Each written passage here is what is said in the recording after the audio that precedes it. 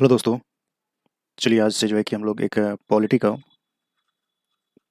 का series start करते हैं जो कि आपका इम्पोर्टेंट होगा। ये यूपीएससी, सीए, पीएफ और स्टेट पीसीएस के लिए। तो ये बहुत ही ज़्यादा इम्पोर्टेंट सीरीज है। तो उम्मीद करते हैं इसको आप लोग देखिए और देखने के बाद आपको अच्छा लगता है कंटेंट तो इस चैनल को सब्सक्राइब कीजिए और शेयर कीजिए। तो देखिए इसमें एक्चुअली सब जानते हैं हम लोग, सब पढ़ते हैं, सब जगह पढ़ते हैं। तो हमको इसमें क्या करना है कि कोई उतना हिस्टोरिकल बैकग्राउंड इसके बारे में क्या है नहीं है वो नहीं जानना है। देखिए एक्चुअली इसमें है क्या कि पॉलिटी पॉलिटी में हम पढ़ते क्या हैं। पॉलिटी में हम पढ़ते क्या हैं तो सिंपल सा है कि इसमें जो है कि एक्चुअली इसमें पढ़ते हैं हम लोग राज व्यवस्था। राज व्यवस्था मतलब कि एक राज्य को किस तरह से आप अच्छे से ऑपरेट कर सकते हैं, तो उसी के बारे में हमको इसके बारे में पढ़ना है। तो इसमें जो है कि हम लोग का जो सबसे फर्स्ट टॉपिक है वो है historical background of Indian constitution. Historical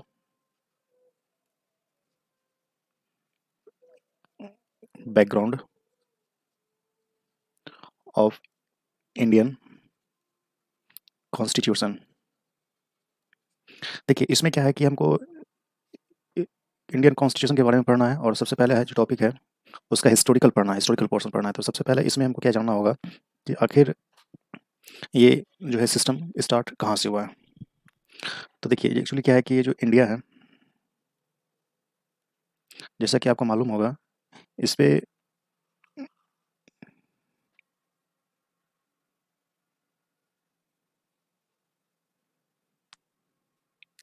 पहले मोनार्ची सिस्टम था, राजा महाराजा का शासन था।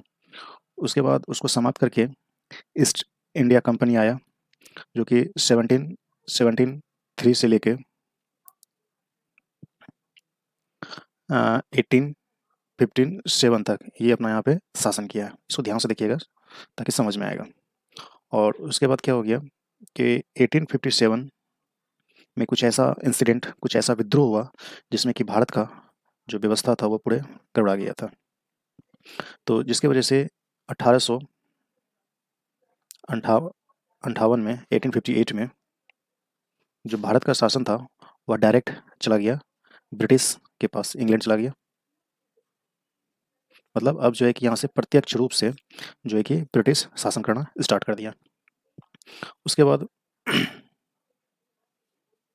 फिर 1947 में इंडिया इंडिपेंडेंट हुआ और इंडिया इंडिपेंडेंट हुआ तब जाके फिर से अपना ये एक संविधान, कॉन्स्टिट्यूशन का निर्माण किया।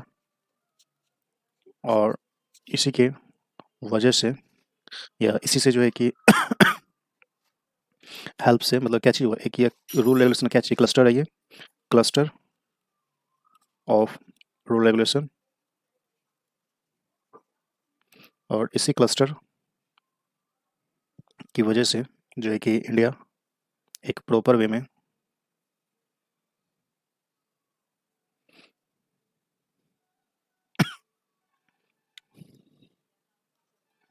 डेवलप और वेलफेयर स्टेट का फॉर्मेशन कर रहा है। तो इसके रिगार्डिंग में क्या है कि हम लोग को यहाँ से यहाँ तक अब थ्रू आउट एक बार रिवीजन कर लीजिएगा। ये उतना इंपॉर्टेंट सेगमेंट नहीं है लेकिन इसके बेस्ड पे ये जो 1857 से लेके यहाँ तक का जो इम्प्लीमेंटेशन हुआ था रूल रेगुलेशन वो डिपेंड करता है। और फिर फाइनली क्या हुआ कि यह सब मिला करके, ये देखिए ये जितना था ये सब को मिला करके इंडिया जो है कि अडॉप्ट किया है कॉन्स्टिट्यूशन। तो इसमें जो है कि हम लोग डायरेक्ट स्टार्ट करते हैं, उतना कोई इसका हिस्टोरिकल बैकग्राउंड सब नहीं जानते हैं क्योंकि सभी जान रहे हैं हिस्ट्री में पढ़ेंगे। तो डायरेक्ट इसमें government of India act GOI, government of India act 1858 इस जगह से स्टार्ट करते हैं और देखते हैं इसके आगे क्या सब इंसिडेंट होता है, उसको हम लोग PPT में डिस्क्राइब करेंगे। Government of India act, government of India act है तो इसका मतलब क्या हो गया कि भारत में अच्छा शासन किसके द्वारा लाया गया, डायरेक्ट क्राउन मतलब ब्रिटेन के द्वारा। तो चलिए देखते हैं इसमें क्या सब फैसिलिटी किया गया। तो सबसे पहला फैसिलिटी जो किया गया था कि वह ईस्ट इंडिया कंपनी, मतलब अभी हम लोग डिस्कस किए थे कि 1773 से 1857 तक ये British rule east India company rule कर रहा था और बहुत ही ज़्यादा सोसाइटी में त्राहिमाम मचा हुआ था, जिसकी वजह से जो है कि इस रूल रेगुलेशन के तहत क्या किया गया, इस कंपनी को ही वो बंद कर दिया गया। किसको बंद कर दिया गया? ईस्ट इंडिया कंपनी को। देखिए यहाँ पे आपका है क्या कि ये जो एक्ट लाया गया था, इस एक्ट का मतलब क्या था? भारत में एक अच्छा शासन व्यवस्था कायम करना था और उसके अंतर्गत सबसे पहला काम ये क्या किया कि ईस्ट इंडिया कंपनी जो था उसको बंद कर दिया, ईस्ट इंडिया कंपनी को बंद कर दिया। ठीक है। दूसरा जो उसमें सिस्टम लाया गया कि ईस्ट इंडिया कंपनी के समय, ध्यान दीजिएगा, जो डुअल गवर्नमेंट सिस्टम चल रहा था, dual government system east India act 1784 में, इसको भी डिसॉल्व कर दिया। डिसॉल्व करने का मतलब क्या हो गया? इसको भी समाप्त कर दिया गया। देखिए उसमें था क्या व्यवस्था कि east India act 2 section divide किया गया था। पहला था कोर्ट ऑफ डायरेक्टर, जो कि हमेशा कॉमर्शियल अफेयर्स के बारे में देखभाल करता था, और दूसरा था board of control. Board of control जो है वो एडमिनिस्ट्रेशन या फिर पॉलिटिकल अफेयर से रिलेटेड वो देखभाल करता था वो ईस्ट इंडिया एक्ट में। अब इसको क्या किया गया, गवर्नमेंट ऑफ इंडिया एक्ट 1858 में इस दोनों को खत्म कर दिया गया। खत्म करके क्या किया गया, इसको देखिए समाप्त नहीं किया गया था, ठीक है, इसको क्या किया, खत्म करके दोनों को मर्ज कर दिया गया। ध्यान दीजिएगा, दोनों को क्या किया, मर्ज कर दिया गया। एक कोर्ट ऑफ डायरेक्टर को और बोर्ड ऑफ डायरेक्टर कंट्रोल को, ये दोनों को मर्ज करके एक नया सेक्शन चला दिया, secretary of state. Secretary of state, ठीक है, ध्यान सुनिएगा, सेक्रेटरी ऑफ स्टेट को बनाया गया, ठीक है, जो कि एक क्या होता था, कैबिनेट मिनिस्टर होता था। सेक्रेटरी स्टेट भारत, इसको बोलते हैं भारत सचिव, ठीक है, इसका हो गया सेक्रेटरी ऑफ स्टेट। ये जो है कि कैबिनेट, जो वहाँ पे सांसद, सॉरी, जो वहाँ पे विदेश में, मतलब ब्रिटेन में जो वहाँ पे पार्लियामेंट था, उसका मेंबर होता था, ठीक है, तो इसको बोलते थे सचिव के कैबिनेट। तो इसमें जो सबसे फर्स्ट बना था वो था लॉर्ड स्टैनली। थोड़ा सा यहाँ पे फिर से ध्यान से देखिएगा कि कोर्ट ऑफ डायरेक्टर और बोर्ड ऑफ डायरेक्टर, इस दोनों क्या किया, मर्ज कर दिया। मर्ज करने के बाद क्या बनाया गया, secretary of state. Secretary of state जो भी होता था एक्चुअली वो मेंबर होता था वहाँ के पार्लियामेंट का, कहाँ का, जो ब्रिटेन का था, ठीक है। सेक्रेटरी ऑफ स्टेट का जो भी मेंबर होता था वो होता था पार्लियामेंट का मेंबर होता था, जिसमें कि फर्स्ट था लॉर्ड स्टैनली। लॉर्ड स्टैनली जो सबसे फर्स्ट टाइम इसका निर्माण किया गया था, तो उसमें लॉर्ड स्टैनली था। एक्चुअली क्या हो गया कि ये जो सेक्रेटरी ऑफ स्टेट है यह 15 मेंबर का सदस्य होता था, 15 मेंबर का सदस्य होता था, चूँकि ये एडवाइजरी बॉडी है, ठीक है, ध्यान दीजिएगा, यह एक एडवाइजरी बॉडी है, इसको सिर्फ ये सलाह दे सकता है, किसको, सेक्रेटरी ऑफ स्टेट को। अब देखिए यह सेक्रेटरी ऑफ स्टेट जो है ये था कहाँ पे, ये था आपका ब्रिटेन में। चूँकि ब्रिटेन में था तो ब्रिटेन से तो यहाँ पे रूल नहीं हो सकता था, इसलिए जो भारत में ईस्ट इंडिया कंपनी का जो सर्वोच्च पोस्ट था गवर्नर जनरल ऑफ इंडिया, ठीक है, जो सर्वोच्च पोस्ट था गवर्नर जनरल ऑफ इंडिया, इसको खत्म करके उस पोस्ट को दे दिया गया वाइसराय, उसका नाम आ गया वाइसराय, ठीक है, वाइसराय। तो देखिए उस समय जो लॉर्ड कैनिंग था, लॉर्ड कैनिंग को यहाँ पे वाइसराय बनाया गया, ठीक है, लॉर्ड कैनिंग को यहाँ पे वाइसराय बनाया गया। ये वाइसराय क्या कर रहा है, वाइसराय इंडिया में है, ध्यान दीजिएगा, ये यहाँ पे इंडिया में है, और कैबिनेट जो है वो ऊपर में जो बताए थे सेक्रेटरी ऑफ स्टेट, वो ब्रिटेन से ऑपरेट हो रहा है। अब ये आ गया दूसरा, देखिए पहला काम क्या किया गया इस एक्ट के अंतर्गत कि ईस्ट इंडिया कंपनी को ही सबसे पहले खत्म कर दिया गया था, देख रहे हैं। दूसरा ईस्ट इंडिया एक्ट 1784 को मर्ज करके बना दिया गया secretary of state, secretary of state बना दिया गया, ठीक है। अब इसमें जो अगला नेक्स्ट जो प्रावधान किया गया था वो प्रावधान किया गया protection of law all equal treatment, मतलब कानून जो होता है वह सभी के लिए बराबर कर दिया गया था, कानून सभी के लिए बराबर कर दिया गया था, चाहे वो ब्रिटिशर हो या नॉन ब्रिटिशर हो। दूसरा इसमें जो रिफॉर्म किया गया था, रिलीजियस अफेयर पे कोई इंटरफेरेंस नहीं करना था। मतलब क्या कि पहले देखिए ये सब जो था कि सोसाइटी में बहुत तरह का वो त्राहिमाम किया था, तो उसमें से एक था रिलीजियस मैटर पे कि सबको ईसाई धर्म बनाना होता था। तो बोल दिया कि ठीक है, अब जहाँ तक अब ये ईस्ट इंडिया कंपनी के द्वारा जब समाप्त हो गया है तो इसका मतलब इसके लिए इस मैटर में किसी तरह कोई दखलंदाजी नहीं किया जाएगा, ठीक है। और भी इसके अंतर्गत किया गया था कि जो लैप्स ऑफ डॉक्ट्रिन है वो सब चीज़ को खत्म कर दिया गया था, ठीक है। और दूसरा इसमें क्या इम्प्लीमेंट किया गया था कि जो ऑफिस है, एडमिनिस्ट्रेशन ऑफिस जो है वो सभी सब्जेक्ट के लिए खोल दिया गया है, all office in administration open for all, ठीक है। तो ये सब प्रावधान किया गया था 1858 का गवर्नमेंट ऑफ इंडिया एक्ट में। तो चलिए एक बार हम इसको रिविजन कर लेते हैं और उसके बाद क्वेश्चन में देखेंगे इससे रिलेटेड क्या क्वेश्चन आया था। तो देखिए इसमें क्या था कि चलिए हाईलाइटर के द्वारा पढ़ते हैं। देखिए हम लोग का जो क्या था, गवर्नमेंट ऑफ इंडिया एक्ट, ठीक है।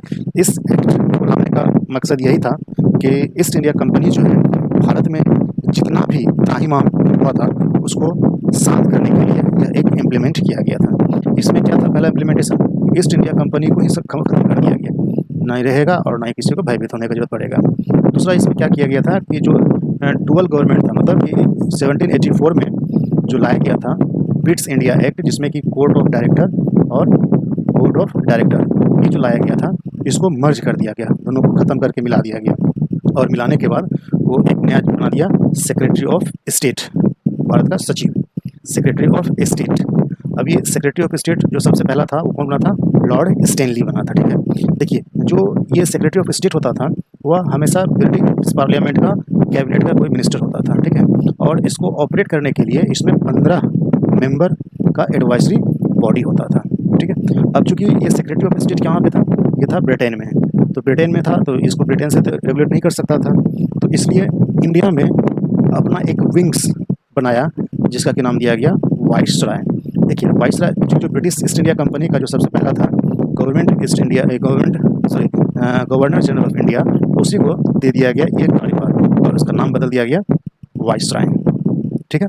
चूँकि गवर्नर जनरल ऑफ इंडिया का नाम सुन के वो लोग लगता है कि क्या क्या किया था ब्रिटिश लैब्स ऑफ तो सब रिलीजियस मैटर में इंटरफेयर करना, तो वह सब चीज़ सुनना फिर से उसको लगता है कहीं ना कहीं ये तो होगा, इसलिए उसका नाम ही चेंज कर दिया, नाम आ गया वाइसराय।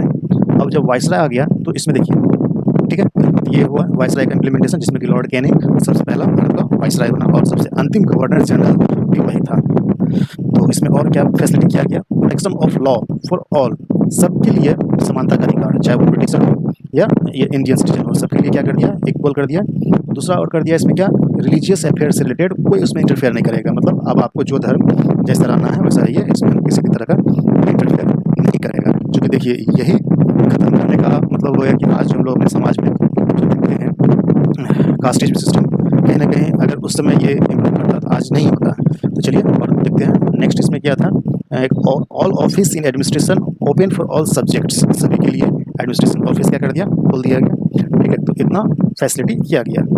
तो चलिए हम लोग देखते हैं इससे रिलेटेड यूपीएससी में क्या क्वेश्चन आया था। तो देखिए क्वेश्चन जो आया है, कंसिडर द फॉलोइंग, तो पहला ऑप्शन है the charter act 1853 abolish the East India company monopoly of Indian trade, ठीक है। तो सेकंड है under the government of India act the British parliament abolish the rule of East India company and undertook the responsibility of ruling India directly, which of the following statement given is are correct. तो देखिए सबसे पहला यहाँ पे क्या कर रहा है कि 1853 में जो है कि उसका मोनोपोली सिस्टम खत्म कर दिया गया था। सेकंड कर रहा था कि 1858 का जो था वो ब्रिटिश गवर्नमेंट ऑफ इंडिया शासन, इसमें ब्रिटिश ईस्ट इंडिया कंपनी का जो शासन था वो खुद अपने हाथों में ले लिया। तो इसमें से कौन सा सही है और गलत है, ये क्वेश्चन देखिए यूपीएससी 2006 में पूछा गया। ऑप्शन है only A, only 2, 1 and 2, neither 1 and 2। देखिए मोनोपोली सिस्टम खत्म नहीं किया गया था, ठीक है। इसका आंसर जो होगा बी सही होगा, ठीक है। तो चलिए देखते हैं next question. What was the objective of Queen Victoria Proclamation 1858? तो ये 2014 में पूछा गया था। तो ऑप्शन देखिए, to disclaim any intention to annexes the Indian state. Second है place the Indian administration under the British crown. Next है to regulate East India company trade with India. तो जी हाँ, तो इसका जो सही आंसर होगा A 1 and 2, to disclaim any intention to the annexes of Indian state, खत्म कर दिया था। To place the Indian administration under the British crown, 1858 में चला गया था ब्रिटिश अंडर क्राउन के अंदर में, ठीक है। तो चलिए आप लोग जो है कि आप लोग के लिए क्वेश्चन है और इसको बना के सेंड कीजिए। और ये क्वेश्चन है, how did the government of India act of 1858 change the governments of system of India. पहला क्वेश्चन ये है। Second question, why did the British parliament feel compelled to dissolve the East India company and pass the government of India act of 1858। तो दोस्तों इसको बनाइए और solve कीजिए, इसको एक बार रिवाइज कर लीजिए। बहुत छोटा लेक्चर होगा, 10 से 5 मिनट का। इस तरह लेक्चर को आगे बढ़ाएंगे और नेक्स्ट लेक्चर जल्दी ही अपलोड किया जाएगा। अगर आपको ये सेशन पसंद आया होगा तो चैनल को सब्सक्राइब कर लीजिए और सभी दोस्तों के बीच में शेयर कर दीजिए। Okay, thank you.